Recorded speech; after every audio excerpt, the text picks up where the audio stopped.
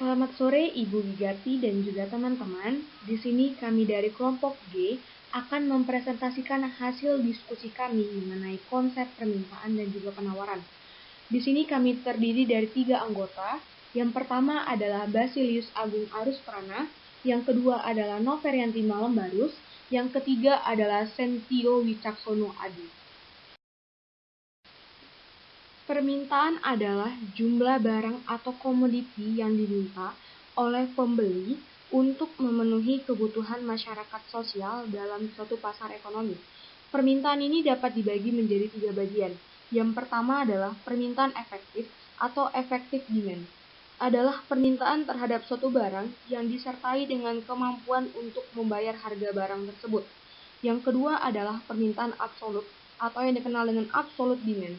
Adalah permintaan terhadap suatu barang yang tidak disertai dengan kemampuan untuk membayar harga barang tersebut. Yang ketiga adalah permintaan potensial atau potential demand. Adalah permintaan yang memiliki kemampuan membeli namun tidak dengan segera melaksanakan pembeliannya.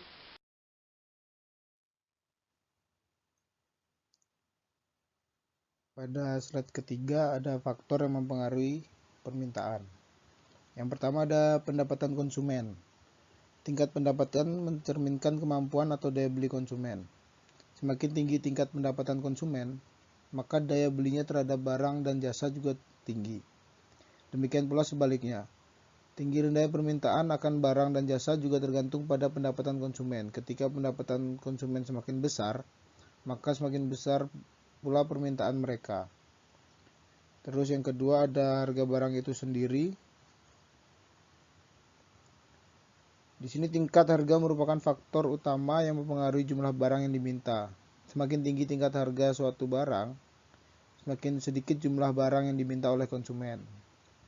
Dan sebaliknya, semakin rendah tingkat harga suatu barang, akan semakin tinggi jumlah barang yang diminta oleh konsumen. Terus yang ketiga ada intensitas kebutuhan konsumen.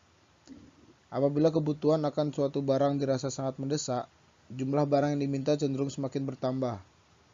Dan sebaliknya, apabila suatu barang tidak terlalu dibutuhkan, maka jumlah barang yang diminta cenderung lebih sedikit. Terus yang keempat ada perkiraan harga di masa yang akan datang. Perkiraan konsumen terkait dengan harga di masa yang akan datang turut menentukan jumlah barang yang diminta konsumen. Apabila konsumen menduga bahwa harga suatu barang akan naik di masa yang akan datang, maka konsumen akan cenderung menambah jumlah yang dibeli pada saat ini sebelum harga benar-benar naik. Dan sebaliknya, apabila konsumen menduga jika harga akan turun di masa akan datang, maka konsumen akan cenderung mengurangi jumlah yang diminta sambil menunggu harga benar-benar turun. Terus yang kelima ada jumlah konsumen atau penduduk. Semakin banyak konsumen atau penduduk di suatu wilayah, maka semakin besar jumlah barang yang akan diminta. Dan sebaliknya, semakin sedikit jumlah penduduk atau konsumen di wilayah tersebut, maka akan semakin sedikit pula jumlah yang barang yang diminta. Terus yang terakhir ada selera konsumen.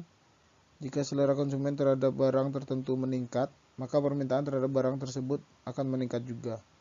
Dan sebaliknya, apabila selera konsumen terhadap barang tersebut menurun, maka permintaan terhadap barang tersebut akan menurun juga.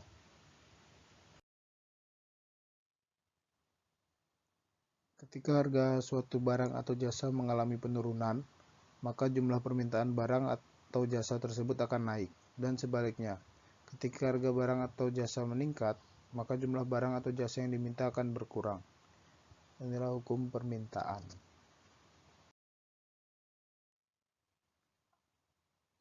Kurva permintaan yaitu merupakan suatu kurva yang menggambarkan sifat hubungan antara harga suatu barang dan jumlah barang tersebut yang diminta oleh para pembeli. Kurva permintaan dibuat berdasarkan data real dari masyarakat tentang jumlah permintaan suatu barang pada bagian tingkat harga yang disajikan dalam bentuk tabel. Fungsi dari kurva permintaan yaitu untuk melihat perbandingan antara harga dengan jumlah kuantitas sebuah produk yang diproduksi. Gambar kurva permintaan. Bentuknya kurva permintaan menurun dari kiri ke atas, kanan ke bawah. Contoh tabel dan kurva permintaan. Di sini kelompok kami memilih permintaan terhadap penjualan bakso, di mana ketika harga satu porsi bakso 3.000, jumlah yang diminta oleh pembeli sebanyak 10 porsi, ketika harganya 3.500, jumlah yang diminta 8 porsi, ketika harganya 4.000, jumlah yang diminta 6 porsi, ketika harganya 4.500, jumlah yang diminta 4 porsi, ketika harganya 5.000, jumlah yang diminta 2 porsi. Dalam hal contoh ini telah terbukti dengan hukum permintaan yang tadi, di mana ketika harga barang naik, maka jumlah yang diminta akan menurun, dan ketika harga barang turun, jumlah yang diminta akan naik. Setelah kita membuat tabel permintaan, selanjutnya kita membuat kurva permintaan. Dalam membuat kurva permintaan ini, kita harus terlebih dahulu membuat garis sumbu X dan juga sumbu Y. Nanti di garis sumbu X ini kita gantikan dengan jumlah barang yang diminta atau Q, dan di sumbu Y nanti kita gantikan dengan harga barang yang diminta atau P. Setelah itu, kita membuat titik pada garis sumbu P dan juga Q tersebut, sesuai dengan data pada tabel yang ada di atas.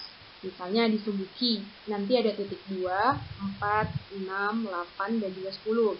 Dan di sumbu P nanti ada titik 1000, 2000, sampai 5000. Selesai membuat titik pada sumbu P dan juga Q, lalu kita sesuaikan titik tersebut dengan tabel yang telah dibuat tadi. Jika kita telah membuat titik-titik yang sesuai dengan tabelnya di atas, lalu kita sambungkan titik tersebut sehingga membentuk garis dari kiri atas ke kanan bawah. Nah, garis inilah yang dinamakan dengan garis permintaan atau garis demand. Pergerakan kurva permintaan. Pergerakan titik sepanjang kurva permintaan disebabkan oleh adanya perubahan harga barang yang bersangkutan.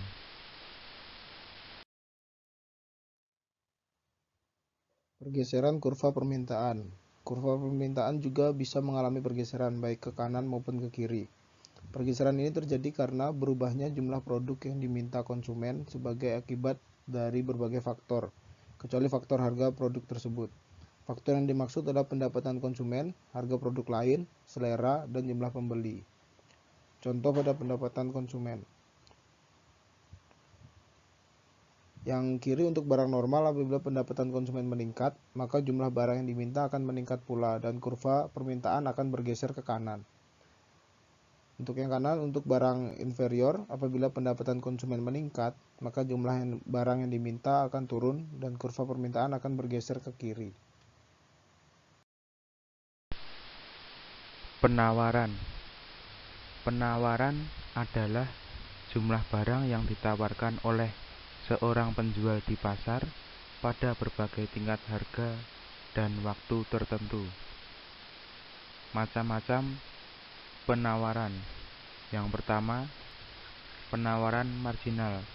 Penawaran marginal adalah penawaran yang dilakukan oleh penjual yang mampu menjual sama dengan harga pasar. Yang kedua, penawaran submarginal. Penawaran submarginal adalah penawaran yang dilakukan oleh penjual yang mampu menjual di bawah harga pasar.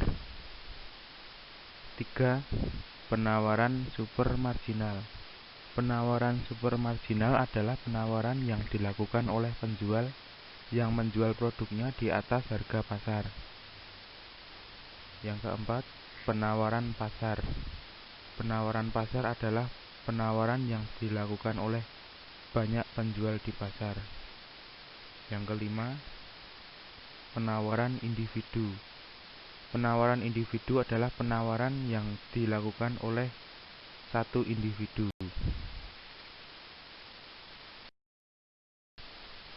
Faktor-faktor yang mempengaruhi penawaran. 1. Harga faktor produksi atau biaya produksi. Biaya produksi akan mempengaruhi kuantitas produksi. Para produsen akan menawarkan dan menjual produk dengan tujuan memperoleh keuntungan maksimal. 2. Pajak dan subsidi. Dua hal ini mempengaruhi biaya produksi, seperti juga halnya teknik produksi dan harga input. 3. Bencana alam. Jika terjadi bencana alam, pada suatu daerah penghasil suatu produk, maka bisa dipastikan bahwa jumlah produksi barang tersebut akan menurun dan mempengaruhi tingkat penawarannya. 4. Harga barang pengganti. Apabila harga suatu barang meningkat, maka penawaran terhadap barang pengganti akan mengalami peningkatan, karena penjual akan menawarkan barang pengganti sebagai alternatif barang utama yang mengalami kenaikan. 5. Kemajuan teknologi. Jika teknologi yang digunakan untuk memproduksi suatu barang lebih efisien, maka biaya produksi akan semakin rendah dan selanjutnya menaikkan penawaran. 6. Perkiraan harga di masa depan. Perkiraan harga di masa depan sangat mempengaruhi besar kecilnya jumlah penawaran. Jika perusahaan memperkirakan harga barang dan jasa naik, sedangkan penghasilan masyarakat tetap, maka perusahaan akan menurunkan jumlah barang dan jasa yang ditawarkan.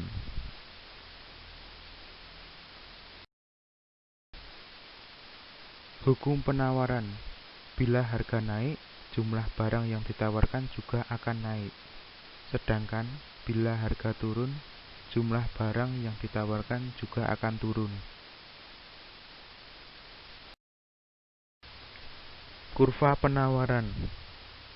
Bentuk kurva penawaran naik dari kiri bawah ke kanan atas. Ini adalah contoh dari tabel dan kurva penawaran. Di kelompok kami memilih penawaran beras di pasar selama 1 bulan sebagai contohnya, di mana ketika harga 1 kilo beras 5.000, jumlah yang ditawarkan sebanyak 100 kilo. Ketika harganya 5.500, jumlah yang ditawarkan 150 kilo. Ketika harganya 6.000, jumlah yang ditawarkan 200 kilo. Ketika harganya 6.500, jumlah yang ditawarkan 250 kilo. Ketika harganya 7.000, jumlah ditawarkan 300 kilo. Dalam contoh ini sebenarnya masih berkaitan dengan hukum penawaran, di mana semakin tinggi harga suatu barang, maka jumlah barang yang ditawarkan semakin meningkat. Dan semakin rendah harga suatu barang, maka jumlah barang yang ditawarkan semakin berkurang dengan syarat ceteris paribus. Setelah kita membuat tabel penawaran, selanjutnya kita membuat kurva penawaran. Dalam membuat kurva penawaran ini sebenarnya sama halnya kita dalam membuat kurva permintaan tadi. Terlebih dahulu di mana kita membuat garis sumbu X dan juga sumbu Y. Nanti di sumbu X itu kita gantikan dengan jumlah barang yang ditawarkan atau Q, dan di garis sumbu Y nanti kita gantikan dengan harga barang yang ditawarkan atau P. Setelah itu nanti kita membuat titik-titik dari Q dan juga P sesuai dengan dari tabel yang ada di atas. Misalnya di titik Q, nanti kita membuat ada titik 100, 150, 200, 250, dan juga 300. Dan di sumbu P nanti kita membuat titik mulai dari 1.000, 2.000, sampai 7.000. Setelah kita membuat titiknya, lalu kita hubungkan titik-titik tersebut sesuai dengan data yang ada di atas. Dan setelah kita hubungkan titik tersebut, nanti terdapat titik ujung dari titik tersebut. Titik tersebut nanti kita sambungkan dengan garis yang dari kiri bawah ke kanan atas. Nah, dari garis itu merupakan garis penawaran atau yang dikenal dengan supply.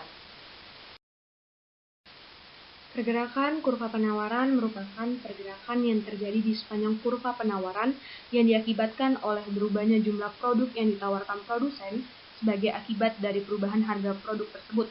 Di sini telah jelas bahwa yang menyebabkan adanya pergerakan kurva penawaran ini disebabkan karena perubahan harga barang yang bersangkutan. Pergerakan ini sebenarnya sejalan dengan hukum penawaran, di mana ketika harga barang naik, maka jumlah barang yang ditawarkan akan bertambah, sehingga titik pada kurva penawaran akan bergerak ke kanan. Contohnya, misal di suatu toko terdapat peningkatan harga terhadap penjualan baju yang mulanya dari $1.000 menjadi $3.000. Peningkatan harga baju ini mengakibatkan jumlah penawaran terhadap baju bertambah dari 1 menjadi 5, dan terjadi pergerakan di sepanjang kurva penawaran, yaitu dari titik A ke titik C. Hal tersebut dapat dilihat pada contoh kurva di samping. Pergeseran kurva penawaran ini terjadi karena disebabkan oleh adanya perubahan pada berbagai faktor, selain harga barang yang bersangkutan. Faktor yang mempengaruhi penawaran antara lain biaya produksi, teknologi, perubahan harga barang-barang lain, ekspektasi harga di masa depan, banyaknya produsen, pajak, dan subsidi, serta peristiwa alam seperti banjir. Jika salah satu dari faktor tersebut mengalami perubahan, akan terjadi perubahan penawaran yang berarti terjadi pula pergeseran kurva penawaran. Namun jika faktor harga barang saja yang berubah, maka hanya terjadi perubahan jumlah barang yang diminta atau pergeseran titik-titik di sepanjang kurva penawaran. Contohnya bisa dilihat pada gambar tersebut, di mana pada saat terjadi pergeseran penawaran, yang berubah adalah kurvanya. Dari kurva S bisa jadi berubah ke kurva S1 jika menurun, dan berubah ke kurva S2 jika bertambah. Akibat perubahan kurva tersebut, Q mengalami perubahan ke Q1 atau ke Q2. Perubahan ini tidak disebabkan oleh perubahan harga, karena P dalam kurva ini tidak mengalami perubahan tetap, yaitu sebesar P. Selanjutnya kita akan membahas mengenai harga keseimbangan. Harga keseimbangan sendiri adalah harga yang terjadi pada saat jumlah barang yang diminta itu sama dengan jumlah yang ditawarkan. Harga keseimbangan di sini seringkali disebut dengan harga pasar. Harga pasar adalah harga yang sungguh-sungguh terjadi yang terbentuk atas adanya interaksi antara permintaan dan penawaran di pasar. Di sini, harga yang akan mempertemukan antara jumlah barang yang akan dijual dengan jumlah barang yang akan dibeli. Permintaan dan penawaran itu sebenarnya saling tarik-menarik satu sama lain, sehingga membentuk keseimbangan pasar yang nantinya jumlah permintaan sama dengan penawaran. Apabila barang yang ditawarkan itu lebih besar daripada jumlah barang yang diminta atau excess supply, maka barang akan menumpuk dan tidak laku, yang pada akhirnya membuat harga barang akan turun.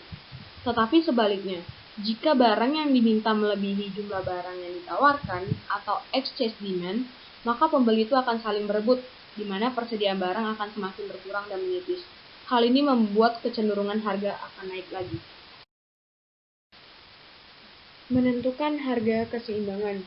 Sebenarnya, harga keseimbangan itu terbentuk melalui proses tawar-menawar antara penjual dengan pembeli, yang pada akhirnya tercapai kesepakatan harga.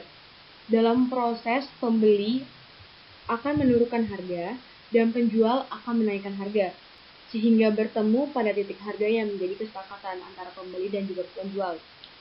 Di mana saat harga di atas harga pasar, jumlah barang atau jasa yang diminta akan lebih besar dari jumlah barang yang ditawarkan, yang pada akhirnya itu merupakan kelebihan dari penawaran. Sedangkan pada harga di bawah harga pasar, jumlah barang atau jasa yang diminta akan lebih besar dengan jumlah barang atau jasa yang ditawarkan, yang pada akhirnya itu merupakan kelebihan dari permintaan. Ini adalah contoh tabel dan kurva dari harga keseimbangan. Dari tabel tersebut terlihat jelas bahwa keseimbangan pasar terjadi pada saat harga gula sebesar Rp9.900 dengan jumlah permintaan dan penawaran terhadap gula tersebut sebesar 120 kg. Penentuan harga keseimbangan dan pendekatan tabel hanya dapat kalian gunakan jika dalam suatu tabel disajikan jumlah permintaan dan penawaran yang nilainya sama. Selain dengan pendekatan tabel, dalam menentukan harga keseimbangan, kalian dapat menggunakan pendekatan kurva. Dari data dalam tabel di atas, dapat digambarkan kurva seperti pada gambar ini.